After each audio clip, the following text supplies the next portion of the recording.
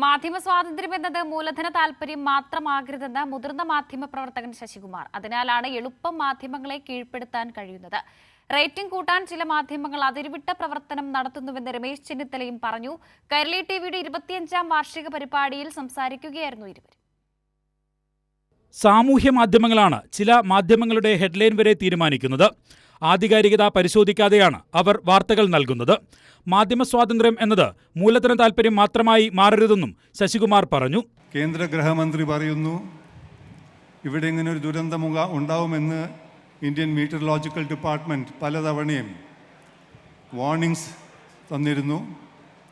അതൊക്കെ അവഗണിച്ച് അതൊന്നും കൂട്ടാക്കാതെ ഇതുകൊണ്ടാണ് ഇത്ര ഭീകരമായ ഒരു ദുരന്തം ഉണ്ടായതെന്ന്.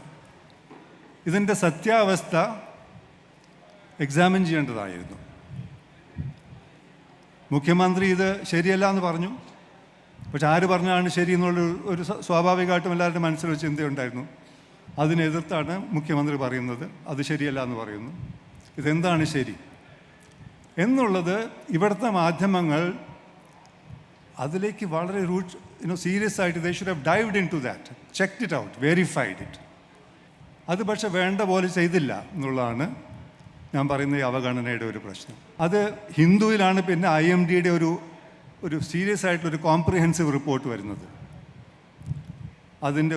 അത് ശരിയല്ല. IMDയുടെ റിപ്പോർട്ട്സ് ഒന്നും ഇങ്ങനെ വന്നിട്ടില്ല, അവർ പറഞ്ഞ സമയത്തൊന്നും വന്നിട്ടില്ല എന്നുള്ളത് വളരെ കൃത്യമായിട്ട് വിത്ത് ഡേറ്റ്സ് ആൻഡ് ഫിഗേഴ്സ് ഡേറ്റ ഹിന്ദുവിൻ്റെ ഒരു ഇൻവെസ്റ്റിഗേറ്റീവ് റിപ്പോർട്ട് തന്നെ വന്നു. സമീപകാലത്ത് നാം നേരിടുന്ന വെല്ലുവിളി വ്യാജവാർത്തകളുടെ പ്രചരണമാണ്. മാധ്യമങ്ങളെ കോർപ്പറേറ്റുകൾ പിടിച്ചെടുക്കുകയാണെന്നും രമേശ് ചെന്നിത്തലയും പറഞ്ഞു. തെറ്റും ശരിയുമായ വാർത്തകളുടെ അതിപ്രളയം സൃഷ്ടിക്കലും മാധ്യമങ്ങളെ ഡിസ്ക്രെഡിറ്റ് ചെയ്യിക്കലും ഇതിൻ്റെ ഭാഗമാണ്. ശരിയേതാണ് തെറ്റേതാണെന്ന് മനുഷ്യന് മനസ്സിലാകാൻ കഴിയാത്ത നിലയിൽ ഉള്ള ഒരു പ്രത്യേക അന്തരീക്ഷം ഇന്ന് ലോകത്ത് സൃഷ്ടിക്കപ്പെടുന്നു എന്നതാണ് ഇതിലൂടെ നമുക്ക് മനസ്സിലാക്കാൻ കഴിയുന്ന കാര്യം.